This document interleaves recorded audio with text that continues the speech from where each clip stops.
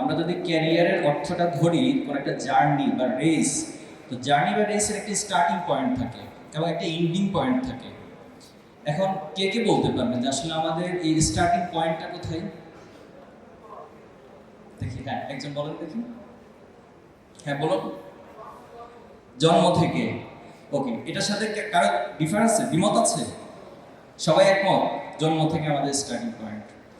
আমরা যদি একটু ইসলামিক পার্সপেক্টিভ থেকে দেখি, তাহলে আল্লাহ তাআলা যেটা বর্ণনা করেছে যে আল্লাহ তাআলা আলমে আর রহতে রুহের জগতে আমাদের রুহগুলোকে সৃষ্টি করেছে এবং সৃষ্টি করে তিনি বলেছিলেন যে আলাস্তু বিরব্বিকুম, আমি কি তোমাদের রব নই? তো আমরা সকলে সেখানে বলেছিলাম যে বালা, অবশ্যই আপনি আমাদের রব। আমরা আল্লাহকে রব হিসেবে স্বীকৃতি দিয়েছি। এখন রব হিসেবে যখন স্বীকৃতি দিচ্ছি, তার বিপরীত পাশে যে শব্দটা সেটা হচ্ছে আব্দ বা গোলাম, অর্থাৎ গোলামিত্ব, আত্মসমর্পণকারী। যেটা আমরা যদি মুসলিম বলি, মুসলিম মানে হচ্ছে আত্মসমর্পণকারী। আসলামতু লিরাব্বিল আলামিন, আমি আমার রবের কাছে আত্মসমর্পণ করলাম। এখন আরেকটা কোশ্চেন আপনাদেরকে করি, সেটা হলো যে এই পৃথিবীতে কি আমরা নিজের ইচ্ছায় এসেছি নাকি অন্য কারো ইচ্ছে এসেছি? বলুন, নিজের ইচ্ছে কে কে আসছেন এই দুনিয়াতে? আচ্ছা, বিষয়টা খুব কমপ্লেক্স মনে হয় না? আমরা কেউই আসলে নিজের ইচ্ছে পৃথিবীতে আসি নাই। কার ইচ্ছে আসলাম এই পৃথিবীতে? সন্দেহ আছে? সন্দেহ নেই। তাহলে আল্লাহ তাআলার ইচ্ছে যদি আমরা পৃথিবীতে এসে থাকি, তাহলে আল্লাহ তাআলার একটা উদ্দেশ্য আছে কি নেই? আছে। এখন এই উদ্দেশ্যটা কে বলতে পারবেন যে আসলে আল্লাহ আমাদেরকে কেন পাঠাচ্ছেন দুনিয়ায়? হ্যাঁ শুনি একজন। একমাত্র তার ইবাদত করার জন্য। আর কে বলবেন? পরীক্ষার জন্য। আর আর কালকে নাকি আপনাদের পরীক্ষা আছে অনেকের। আল্লাহ, যদি কোনো কারণে কারো রেজাল্ট খারাপ হয়, দায়ভার তো শিবিরের উপর চলে আসবে। এই জায়গায় সবচেয়ে বেশি দায়ভার নিতে হবে আমাদের বিপি এবং জিএসটি। তো ঠিক আছে, আমি সংক্ষেপে শেষ করছি। তাহলে দেখুন, আল্লাহ তাআলা যদি তার ইচ্ছে আমাদেরকে পাঠিয়ে থাকে, নিঃসন্দেহে পৃথিবীতে আমরা যত ইনভেনশন আছে, যত আবিষ্কার দেখি, প্রত্যেক আবিষ্কারক যাই তৈরি করে না কেন, সেটার একটা উদ্দেশ্য অবশ্যই থাকে। তাহলে আল্লাহ তাআলার অনেকগুলো উদ্দেশ্যের মধ্যে আমরা বেসিক কয়েকটা উদ্দেশ্য দেখতে পারি যে আল্লাহ তাআলা যেটা কোরআনে বলেছে, ওয়ামা খলাকতুল জিন্না ওয়াল ইনসা ইল্লা লিয়াবুদুন, আমি মানুষ এবং জিনকে সৃষ্টি করেছি শুধুমাত্র আমার ইবাদত করার জন্য, আমার গোলামি করার জন্য। এখন এই ইবাদতের সংজ্ঞা অনেক ব্যক্তিময় একটা বিষয়, অনেক বড় একটা বিষয়। এটাকে যদি আমরা এক লাইনে নিয়ে আসি, সেটাও কোরআনে আল্লাহ তাআলা বলছে, মা আতাকুমুর রাসূল ফাখুযু ওয়া মা নাহাকুম আনহু ফান্তাহু, রাসূল তোমাদের কাছে যা উপস্থাপন করছে সেটা তোমরা গ্রহণ করো, আর রাসূল তোমাদেরকে যে কাজগুলো থেকে নিষেধ করেছেন সেটা থেকে তোমরা বিরত থাকো। এখন দেখুন, আমরা যদি আল্লাহর গোলামি করি, তাহলে এটা উপকারটা কার? আল্লাহর না আমাদের? আমাদের। আর আমরা যদি আল্লাহর গোলামি না করি, তাহলে ক্ষতিটা কার? আমাদের। এক্ষেত্রে সূরা রহমান একটা আয়াত আল্লাহ তাআলা বলছেন যে ইয়া মা'আশারাল জিন্নি ওয়াল ইনস ইন ইসতাতা'তুম আন তানফুযু মিন আখতারিস সামাওয়াতি ওয়াল আরদ ফানফুযু লা তানফুযুনা ইল্লা বিসুলতান, যে হে মানুষ এবং জিন জাতি, তোমাকে সৃষ্টি করা হয়েছে আমার গোলামি করার জন্য। এখন আমার এই পৃথিবীর ব্যবস্থাপনা, আমার এই সিস্টেম, আমি তোমাকে যে ম্যানুয়াল দিচ্ছি, যে নির্দেশনা দিচ্ছি, সেটা যদি তোমার ভালো না লাগে, ফানফুযু, তুমি বের হয়ে যাও। এরপর আল্লাহ বলছেন লা তানফুযুনা ইল্লা বিসুলতান, তুমি বের হয়ে কোথায় যাবা?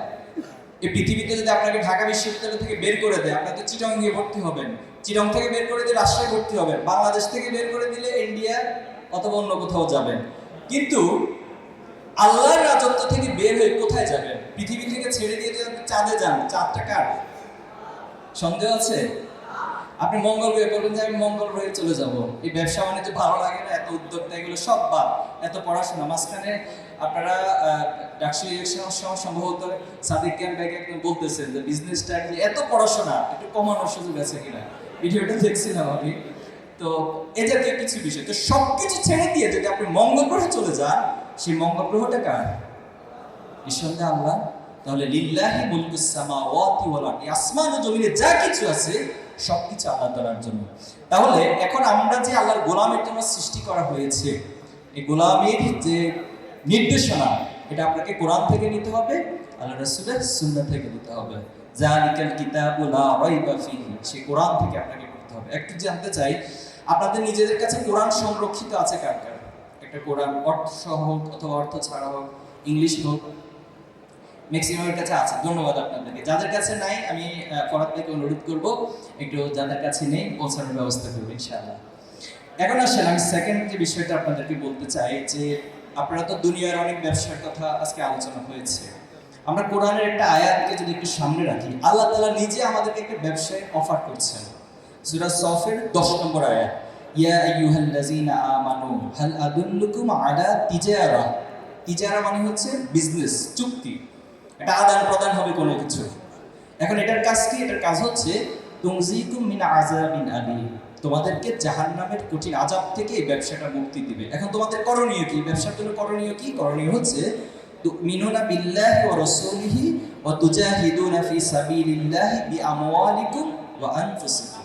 তোমরা আল্লাহর রাস্তায় সর্বাত্মক প্রচেষ্টা চালাবা আল্লাহর এই জমিনে আল্লাহর দ্বীনকে প্রতিষ্ঠা করার জন্য, আল্লাহর হুকুমকে প্রতিষ্ঠা করার জন্য। আতিমুদ্দিন, আল্লাহ আমাদেরকে বলছে যে তোমরা দ্বীনকে প্রতিষ্ঠা করো। কেন দ্বীনকে প্রতিষ্ঠা করতে হবে?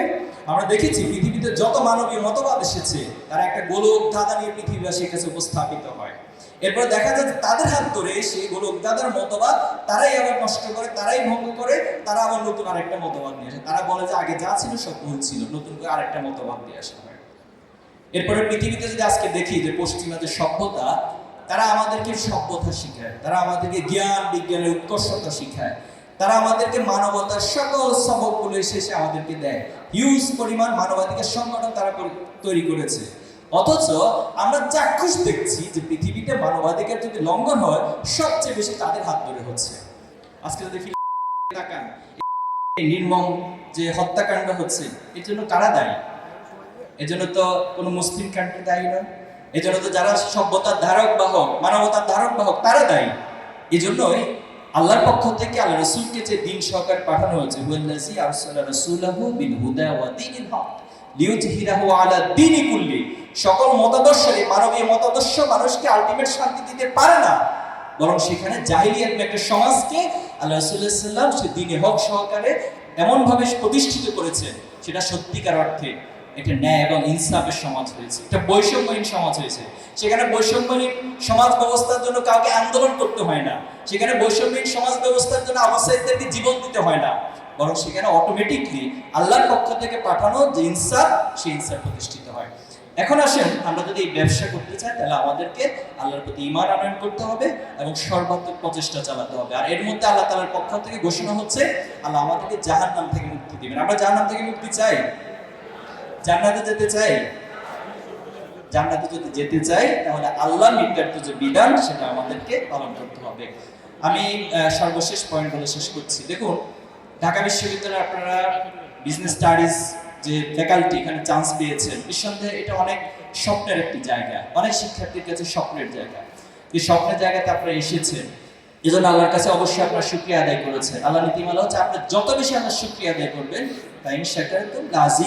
আল্লাহ আপনাকে আরো বাড়িয়ে দিবেন।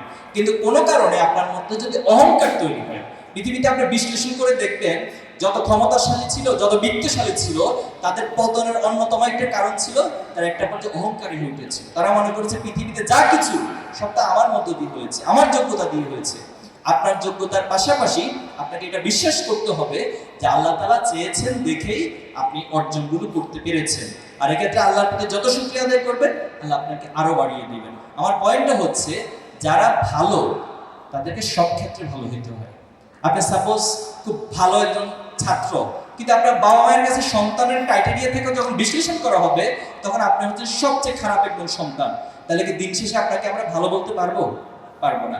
আপনি খুব হাইলি সিজিপি আপনার, বাট আপনার যারা ফ্রেন্ড সার্কেল রয়েছে কেউ আপনার ব্যবহারে কখনো সন্তুষ্ট হয় না, আপনার আচরণে কেউ সন্তুষ্ট হয় না, আপনার প্রতি সবার একটা নেগেটিভিটি সবার মধ্যে কাজ করে, তাহলে আপনার এই সিজিপিএ এই সমাজে আপনার বন্ধুদের মধ্যে কোনো ইম্প্যাক্ট তৈরি করতে পারলো না, তাহলে এটা তো দিন শেষে ভালো হলো না। আপনি সমাজের মানুষের কাছে ভালো হতে হবে, আপনি শিক্ষকদের কাছে ভালো হতে হবে। এজন্য ছাত্র শিবির একটা বড় কনসেপ্ট হলো, ছাত্র শিবির যখন প্রতিষ্ঠিত হয়েছিল তখন প্রতিষ্ঠাকালে যারা আমাদের দায়িত্বশীল ছিলেন তারা এই বক্তব্যটা সব জায়গায় দিতেন যে ছাত্র শিবির মানেই হচ্ছে একটা প্যাকেজ প্রোগ্রামের মধ্য দিয়ে তার একাডেমিক এক্সেলেন্সি, তার মোরাল এক্সেলেন্সি এবং সমাজের প্রতি তার যে কমিটমেন্ট, দায়বদ্ধতা, সব কিছুর মধ্য দিয়ে সে সব জায়গায় ভালো হবে। আমরা কি পারবো সে ভালোটা হতে? আল্লাহ আমাদেরকে তৌফিক দান করুক। আজকে এখানেই থাক, ভবিষ্যতে দেখা হলে আবার কথা হবে। আসসালামু আলাইকুম।